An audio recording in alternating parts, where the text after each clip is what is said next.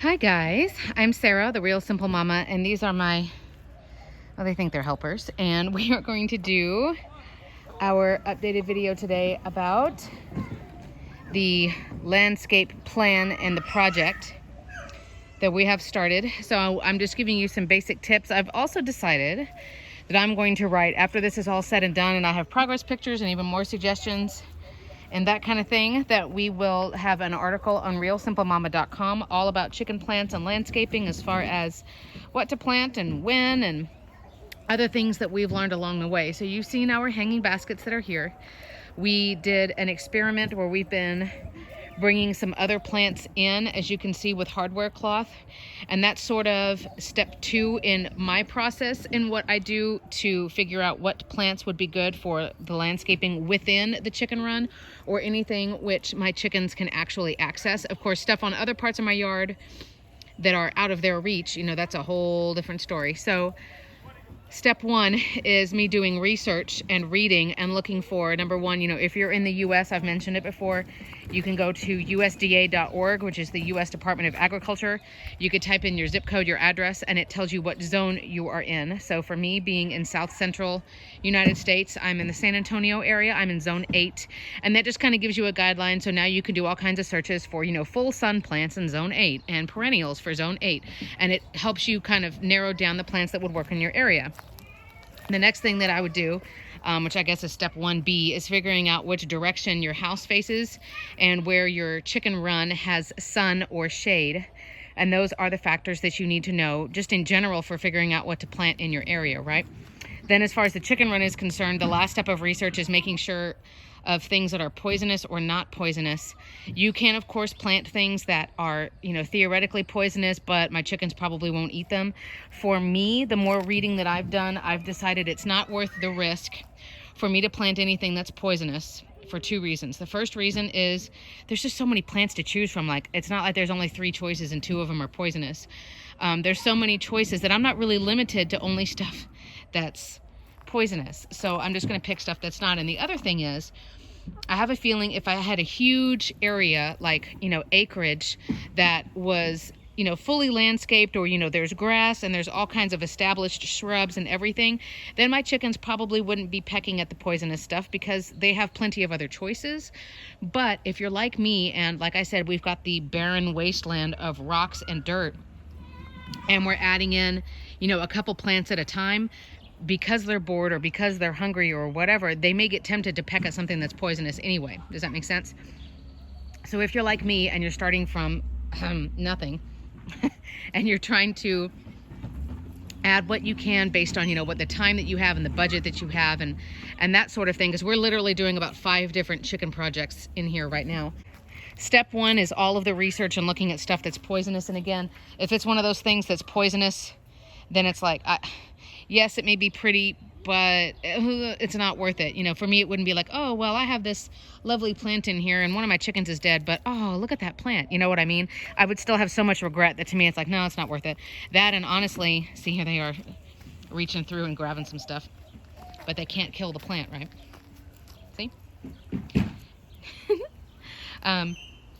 So especially in this situation for me, the labor of digging out all of these rocks and stuff, and I'm about ready to show you more infuriating things and some other things to consider in your chickens and landscaping.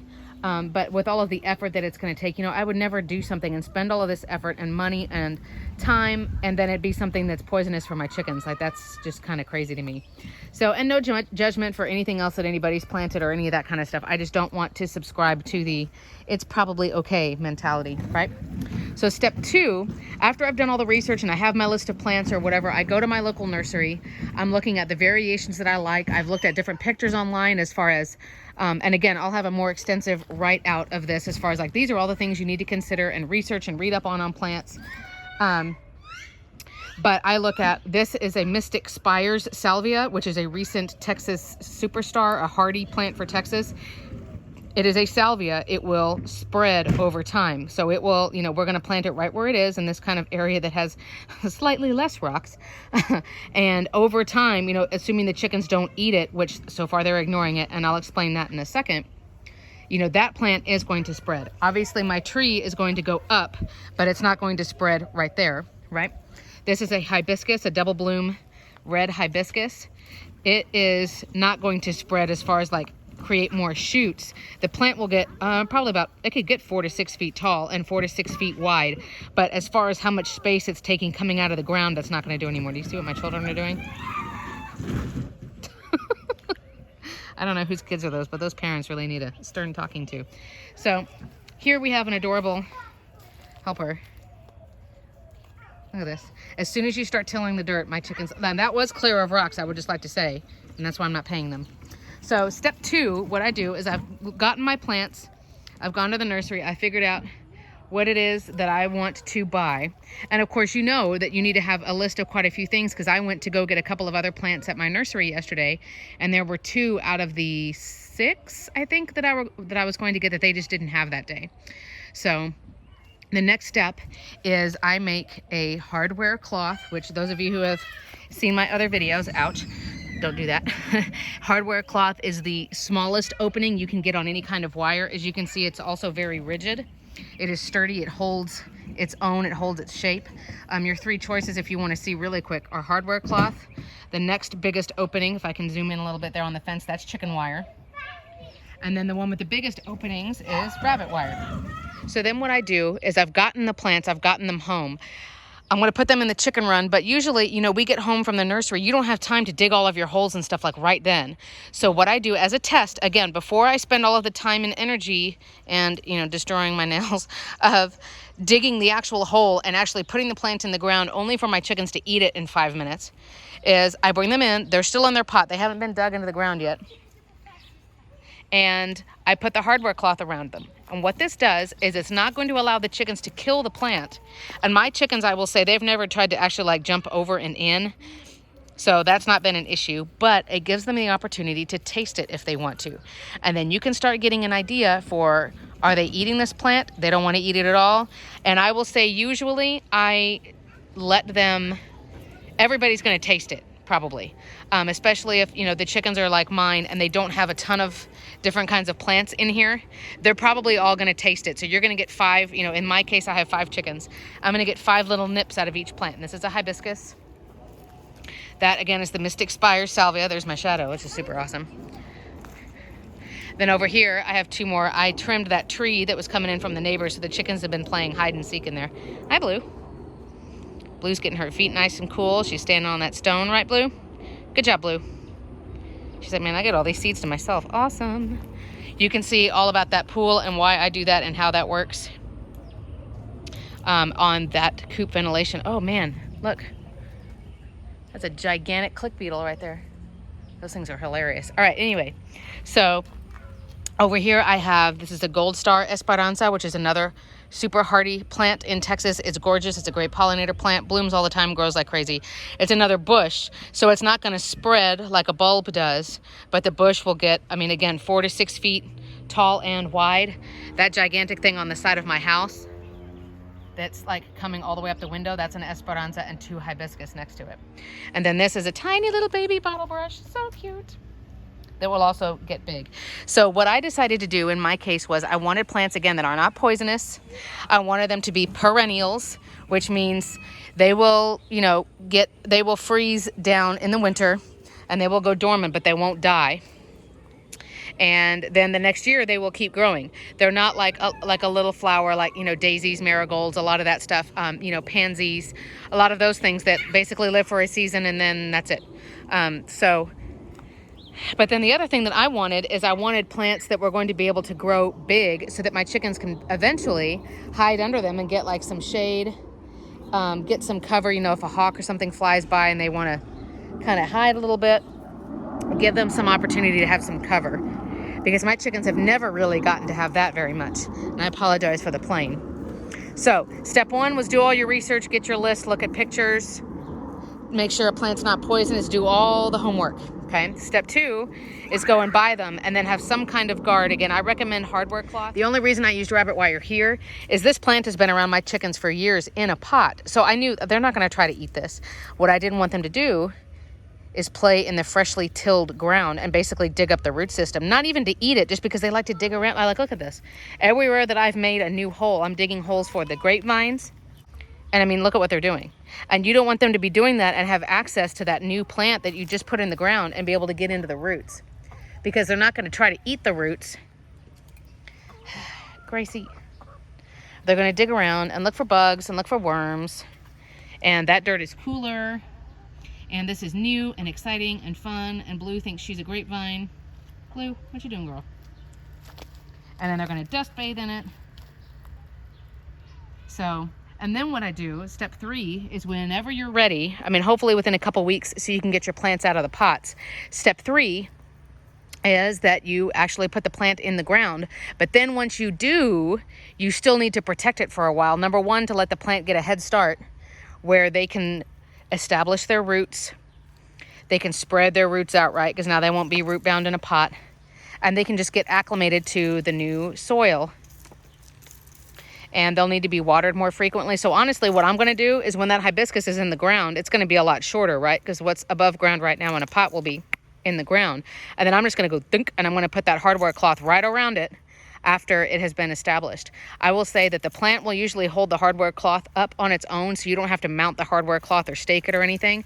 And then whenever you can sit out with your chickens after it's been a week or two, pull that off and see, are your chickens immediately going to it and tearing it up? Do they seem like they're just kind of looking at it and whatever?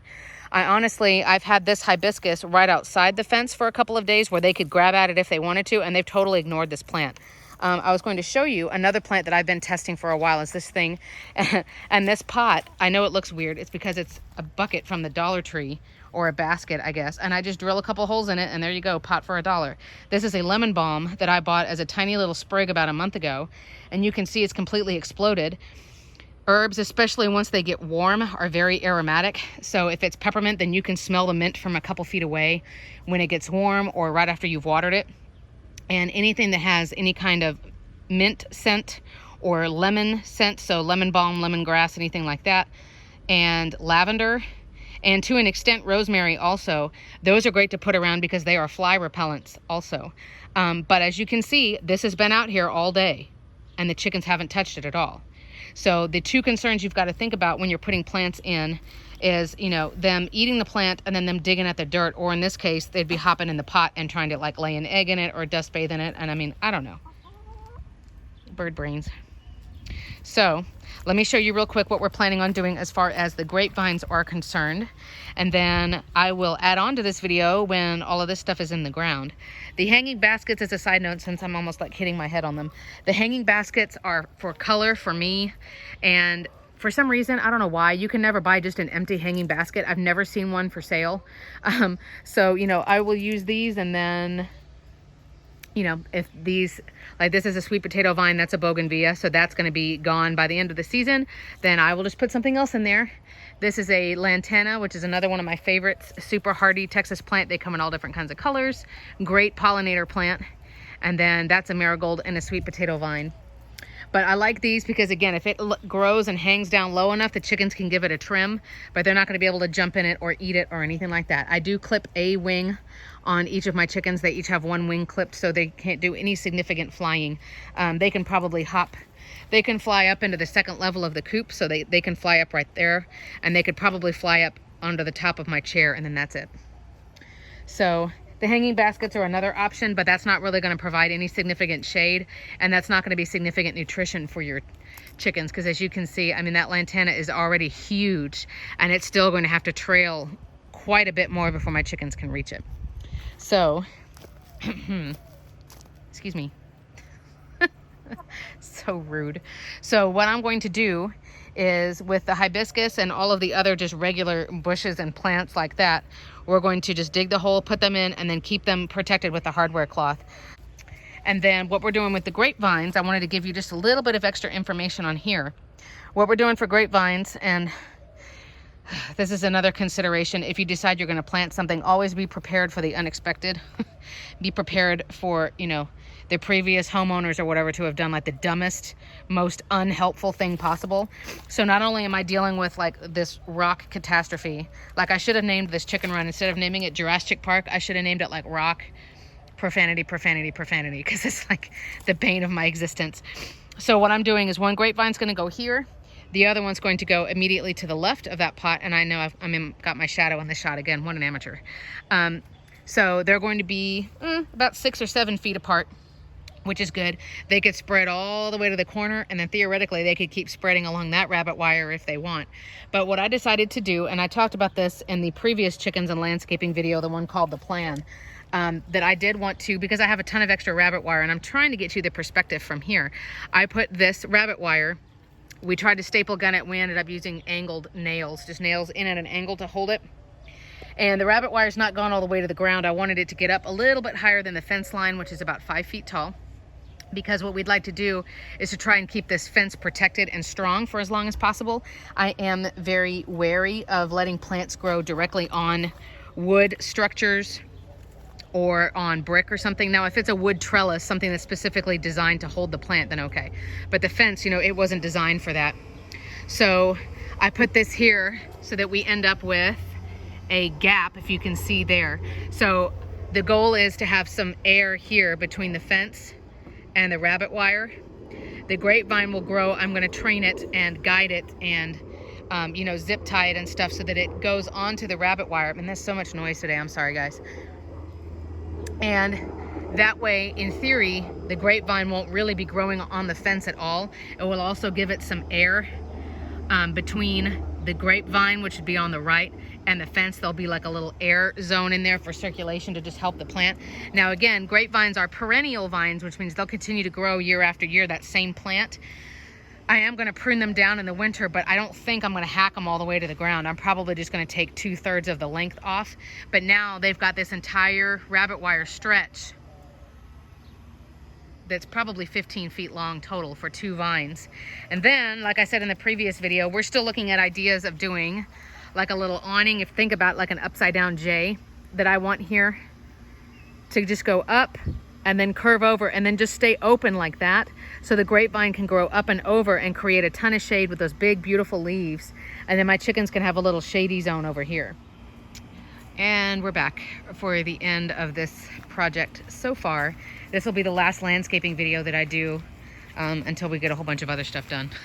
I get excited talking about plants and chickens, but I know most people probably don't. So here's what I did today. The grapevines are in, and you can see there is, I know all of the wire starts to layer up and mess with the focusing of my phone, but we have the rabbit wire that's here on the outside. Oh, we have bird netting now too. That's a separate video that's gonna be out. We have the rabbit wire there along the fence, so you're looking for the rectangles. And that's all along the fence up until that cute little fluff butt right there. And that's going to be a permanent rabbit wire. That's for the grapevines to grow onto, grab onto. And I'm already training them. You can see I've kind of braided them in there and training them to grow on that. You know, don't grow out this way and don't grow on the fence, but like stay on this thing I gave to you. And just like some of you guys were suggesting some of the variations that are a shorter one, well, guess what? I ended up with one. So now I have a surprise banana tree. It's nothing like, you know, strange people bringing you strange plants. And my mom knows she's strange. I am too. It's fine. So in my shadow, because I'm an amateur, that bottle brush is going to go in the ground. That Esperanza is going to go in the ground. Probably right there, but we're not sure yet. So there are all of my tools right there. There's the topsoil bags. Again, I want stuff that's safe to go in the ground. I mean, it's basic dirt and peat moss. There's no fertilizer in it. There's nothing that could hurt the chickens. And then I have an organic fertilizer that the chickens can't access. It goes in the bottom of the holes before I put the plant in. And then there's my tiller, which is like the most amazing garden tool ever invented, and it's such a lifesaver. So as you can see, the magnolia tree is not being blocked so that it keeps the chickens from eating the magnolia tree. It's so they don't play in the dirt. And they love the dirt when it's freshly tilled. They love the dirt when it's wet. See, here they come. Jeez. This is that Mystic Spires Salvia that is in the ground now. Hooray! And it can spread all along here, and it'll be totally fine with me. Look at this. So that is that stupid flower bed border that is apparently all along here, right inside the railroad ties, but it is completely under the ground. I guess as people who lived in this house didn't like something in this area of the yard, they just like came and dumped a truckload of dirt on top of it. So it's like layer by layer of junk that I'm having to go through, which is super fun. I'm not going to touch these plants other than just watering them, but I'm not going to try to uncover them or like rush into that, if that makes sense. I want to give them a good at least 2 weeks. It's spring. It's beautiful here. We're getting rain a couple times a week. It's nice and sunny, but it's not getting too hot. As you can see, these plants get some shade in the afternoon, but all morning and early afternoon they are out in the sun, so they're going to love it. You know, I've done my research. These are all perennials that are chicken safe. Most of them are either food producing or they're pollinator plants also, and I have other videos on that if you care. But now the plan is I'm going to finish digging, you know, in the things that I already own, that banana plant, the bottle brush, and the Esperanza that are on the other side. But other than that, these guys are just going to kind of hang for a few weeks. I'm going to let them get established. I'm going to let their root systems really spread out, because now they can go, because they're not in a pot anymore. And I'm just going to kind of watch and check them every day. I'm looking at the edges of leaves, a couple of little pecks and little chunks out, like we've got right here. And that may not have even been from the chickens. I know that rip was when I took the hardware cloth off. That was my fault. But a little bit like that is normal, because chickens are going to taste stuff, especially if they're bored. But if a huge chunk of the plant is missing within an hour or two, then that's a problem. So I'm just going to let them experiment and play with these things, make sure that my systems are protecting the plant. But other than that, I'm not really going to do very much. I'm going to resist the urge to uncover these plants early. I'm going to let them really get established, really let them get a head start.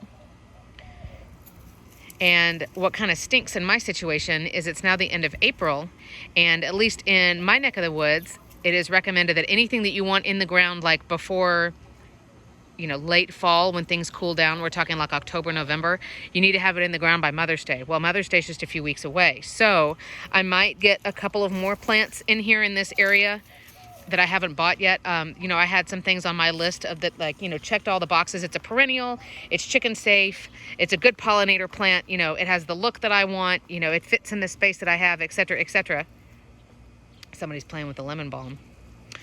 And there were a couple of plants that the nursery didn't have, so I could do some more. And I definitely have, you know, space to do more, like along back there, and etc., etc. But we'll see. This may be it for the season, and it may not be. We'll have to see. My closing advice to you is, if you are watching this and you don't have chickens out in the run yet, either you haven't bought chickens or they're just little chicks and you're still designing the brooder, I would get as much stuff in the ground as you possibly can. Get it in the ground. And you can look for plants like sunflowers that will grow super tall and have shade. And then of course you're making your own black oil sunflower seeds, which would be, someone's gotten into the grapevine. Hey, get out of there, you bird. See, here we go. Thank you for demonstrating. Oh yeah, duh. She got in under there. Lacey, get out of here. And now she can't figure out how to get out. But doesn't she look cute in the grapevine? No, stop digging. So plant as much stuff as you can. I'll get her out in just a second. Plant as much stuff as you can before you get the chickens in, so they can all get established. That way you don't have just one plant that's going to get overwhelmed by all your chickens, because it's the only thing in the yard for them to eat, because they'll get rid of your grass in like a day. So plant a ton of stuff. Think shade. Think, oh, they look cute with those plants. Think shade, think safe, think perennial. And then you can check out, of course, the pairing article on realsimplemama.com. If you haven't checked out my chickens and landscape, no, get out. The chickens and gardening videos, there she goes. Then definitely check those out, because there's a whole bunch on the different plants that I've chosen and why, and me doing experiments with propagating my herbs and putting them in the ground to see what the chickens like or they don't like. So I'm going to cover up a hole. And then we're just going to watch these chickens over the next couple of weeks, see what they like, what they don't mess with. And hopefully all of my plants will be happy. I'll have happy chickens that have shade and have some extra food. And we appreciate you guys watching. Thanks for sharing. Thanks for subscribing. And we'll be back soon.